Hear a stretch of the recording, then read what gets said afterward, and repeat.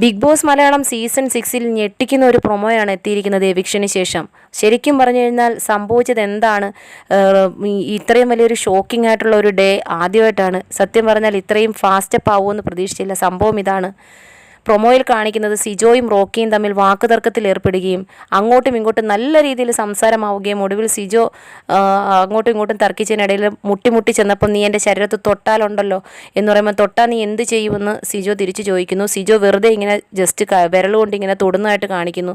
നല്ല രീതിയിൽ സിജോ റോക്കിയെ പ്രൊവോക്ക് ചെയ്യിപ്പിക്കുകയാണ്. ആളുടെ പ്രൊവോക്കായാൽ ആളെങ്ങനെയാണ് റിയാക്ട് ചെയ്യുന്നതെന്ന് അറിയാവുന്നത് വെച്ച് തന്നെ സിജോ അവിടെ ഗെയിം കളിച്ചു എന്ന് വേണമെങ്കിൽ പറയാം.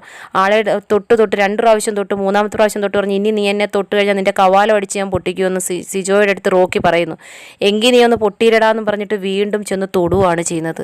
തൊട്ടതും റോക്കി കൈ ഊങ്ങി സിജോയുടെ നേരിലേക്ക് അടുത്തേക്ക് കൈ ഊങ്ങുന്ന കാണിക്കുന്നു. എനിക്ക് തോന്നുന്നു അടി വീണോ എന്നൊരു സംശയമുണ്ട്. തീർച്ചയായിട്ടും അടി വീണിട്ടുണ്ടെങ്കിൽ റോക്കി പുറത്തായി എന്ന് ഉറപ്പിക്കാം. കാരണം ഫിസിക്കൽ അസാൾട്ട് തന്നെയാണ്. ആൾ നല്ല രീതിയിൽ കൈ ഊങ്ങുന്നതാണ് കാണിക്കുന്നത്.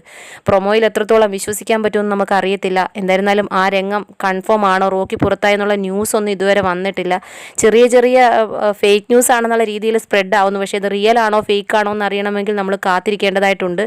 എന്തായാലും നോക്കാം റോക്കി പുറത്തേക്കാണോ അതോ സേഫ് ആണോ എന്നുള്ളത്. ശരിക്കും പറഞ്ഞാൽ ഫിസിക്കൽ അസാൾട്ട് ആണോ എന്നൊരു ഡൗട്ട് എനിക്കും തോന്നിയിട്ടുണ്ട്. പ്രൊമോ കണ്ടവർക്കൊക്കെ മനസ്സിലാവും എന്താണോ എന്തോ.